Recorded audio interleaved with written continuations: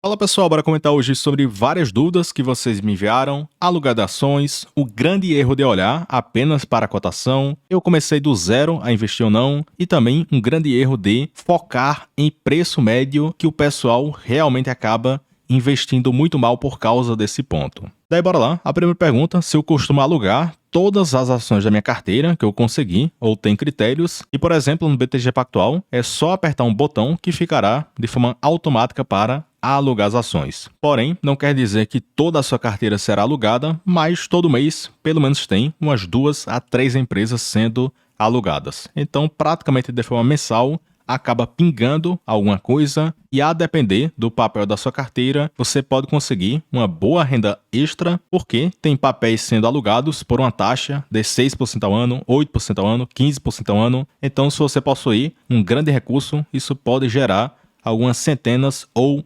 milhares de reais alugando as suas posições. Então, é aquele recurso extra que possui literalmente zero esforço e é muito fácil de declarar no imposto de renda. Daí tem essa foto no BTG Pactual de custódia remunerada que vocês podem olhar através do home broker pelo seu computador e tem algumas características. O ganho do aluguel entra diretamente na sua conta corrente, como se fosse um provento pingando na sua conta. Você permanece como titular da ação, o que garante o recebimento de dividendos ou JCP. Terceiro ponto, as suas ações continuam servindo como garantia, mesmo sendo alugadas. E esse ponto é válido principalmente para o pessoal que quer se alavancar ou utilizam de produtos que precisam de garantias. E o quarto ponto, você continua com a mesma liberdade de vender as suas ações. Daí tem que ver caso a caso, porque tem corretoras que não permitem que você venda a sua ação quando ela estiver alugada. Daí você teria que solicitar a retomada desses papéis para sua carteira, o que poderia gerar uns 2 a 3 dias úteis de espera até o papel retornar para a sua carteira. Mas aqui no caso do BTG, eu posso vender o papel mesmo se ele estiver alugado, sem esperar esse tempo. De outra pergunta, SLC Agrícola ou São Martinho,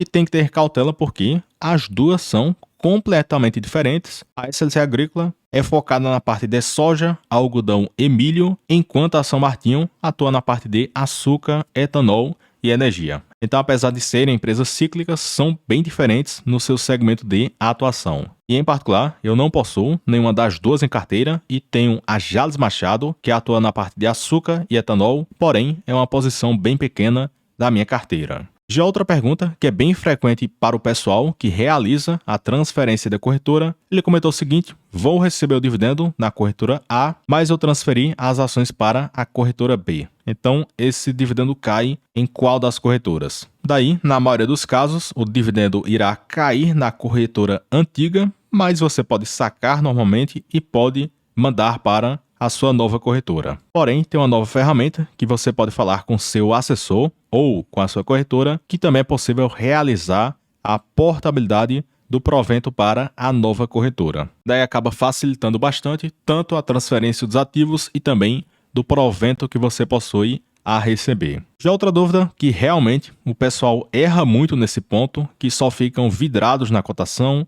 E ele comentou, faz realmente algum sentido a cotação de Banrisul 6 ser maior do que Bradesco 3 na época que ele perguntou, e esse ponto não faz sentido nenhum de ficar olhando a cotação para achar que Banrisul está mais cara ou mais barata só por causa desse ponto, e eu olharia outros fatores, lucros, valor do mercado, dividendos, múltiplos da empresa, perspectivas, a base acionária, que pode ser bem diferente, que é o caso do Banco da Amazônia, que possui uma base acionária muito pequena, o que acarreta nessa cotação elevada. Então, mesmo com essa cotação elevada, o Banco da Amazônia foi um dos bancos mais baratos da bolsa, olhando para o passado. Então, cuidado, cotação alta pode enganar, mas esse ponto não quer dizer que a empresa está cara ou barata. Então perceba que se compararmos os indicadores no Investor 10 do Bradesco 3 e do Banrisul 6, perceba que no quesito preço sobre lucro, o menor vai para o Banrisul. Então, em tese, quanto menor, melhor, porque pode significar que o papel está barato. Mas só vendo caso a caso, porque vai que acontece uma perspectiva de piora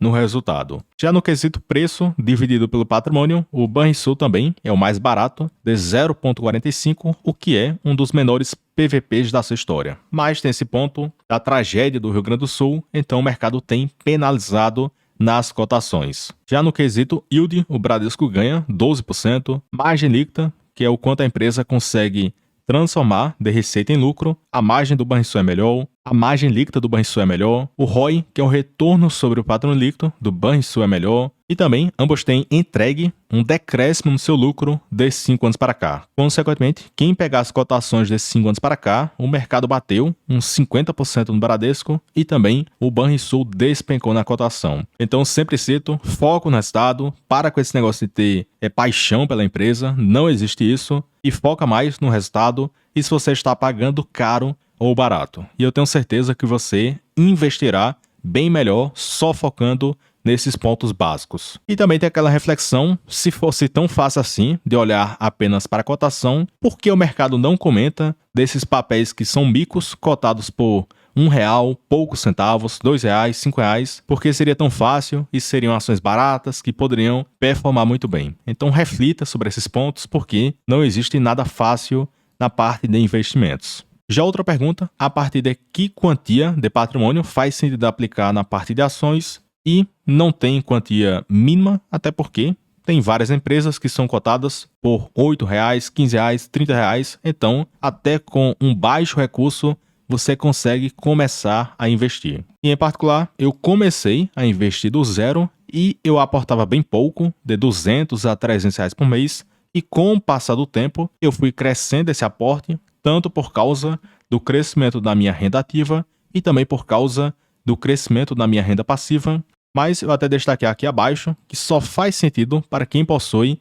visão de médio a longo prazo. Então, se você quer investir em ações, tenha no mínimo uma visão de 3 a 5 anos até tomar certa tração no crescimento do patrimônio e da renda passiva e também para ir acumulando grande conhecimento. Então, isso aqui é um projeto de médio a longo prazo. Então, se você está pensando em investir, digamos R$1.000 e não quer fazer mais nada, então literalmente é melhor esquecer essa parte de ações. Então, sim, você pode começar investindo pouco, mas tenha a visão que esse ponto é um projeto de médio a longo prazo e que você irá focar nos seus estudos, na sua empresa, no seu trabalho, para se tornar um profissional melhor e conseguir aumentar a sua renda ativa e também o aporte do seu bolso. Então, esse ponto é crucial para você conseguir obter um aceleramento bem maior nos seus investimentos. Já outra pergunta, o que fazer quando as suas ações estão com um preço médio mais alto, continua comprando e muito cuidado com isso, porque na minha estratégia eu nunca olho para o meu preço médio na hora de aportar e apenas olho para o meu preço teto pessoal na empresa. Então, se a empresa está cotada abaixo do que o meu preço teto, eu vou lá e persisto aportando na empresa, independente de qual for o meu preço médio. Então, esquece esse ponto, que eu vejo muitas pessoas errando e acabam investindo muito mal. Daí sempre acontece aquele caso que o cidadão investe em certo papel e ele continua caindo na cotação e o cara quer ficar aportando apenas para reduzir o preço médio na empresa, sendo que ele próprio enxerga que a empresa tem piorado no resultado e se esse fato acontece, a tendência é que o mercado bata mais na cotação. Então foca no resultado e no preço teto que você estabeleceu. Já outra pergunta, ele não consegue entender como a recompra de ações pode ser algo positivo para o acionista. E um dos pontos práticos que acontece com a recompra de ações é que ele funciona mais ou menos como se a empresa estivesse reaplicando o provento para você. Até porque a recompra de ações tende a aumentar a sua participação dentro da empresa. Então perceba que a empresa irá recomprar certas ações que estão em circulação e, na maioria dos casos, as empresas cancelam essas ações. Então, a base acionária futura ficará menor e o investidor que permaneceu sendo sócio, ele irá deter uma fatia maior dentro da empresa. Fora que tem aquele efeito eterno porque a base acionária será reduzida, então cada novo provento será dividido em uma quantidade menor de ações. Então esse ponto poderia acarretar em um provento maior com o passar do tempo. E aqui um exemplo prático de algumas empresas que estão recomprando as suas ações. A Vale, que no momento já tem pago altos proventos de 11,5% e se juntar à recompra, o dividendo iria ultrapassar os 13%. E se colocar a recompra de ações, o dividend yield iria ultrapassar os 13%. Porém, olhando para frente, o mercado espera que esse provento ainda será bom, mas que será menor do que o patamar atual. E uma curiosidade da Vale, a empresa recomprou 20% da quantidade de ações e reduziram de 5,1 bilhões de papéis para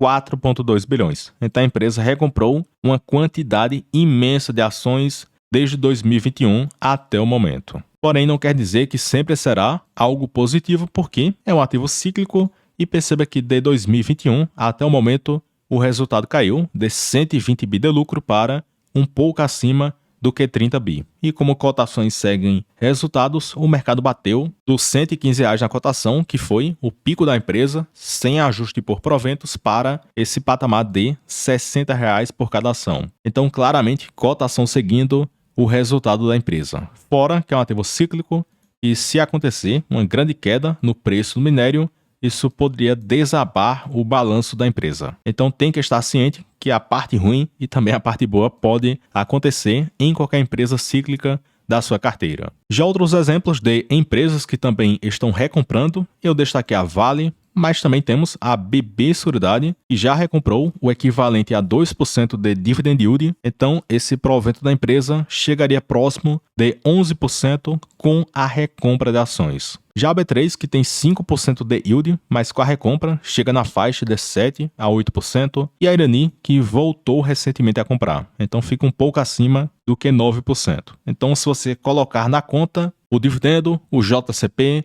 e a recompra de ações, tem vários papéis que pagam um provento atrativo para o investidor. Já outra pergunta, o que significa um PL quando ele fica negativo? E tem aquela reflexão, isso aqui é o preço dividido pelo lucro. Então, como a cotação da empresa é sempre positivo, digamos, uma cotação de R$ 5, R$ 10, R$ 30, então, para essa razão ser negativa, esse fato só iria acontecer se essa parte do denominador fosse negativo, ou seja, se a empresa estivesse reportando prejuízo. Daí, um exemplo de uma empresa que está reportando prejuízo no momento é a Magazine Luiza e o PL da empresa é negativo de menos 14,6. Então esse fato é algo frequente na parte de varejo, quando acontece alguma recessão, juros elevados. Então perceba que a Magazine Luiza saiu de prejuízo de 2015 para aquele pico de 900 milhões de lucro em 2019 e desde então o resultado piorou e a empresa reportou mais de R$500 milhão de prejuízo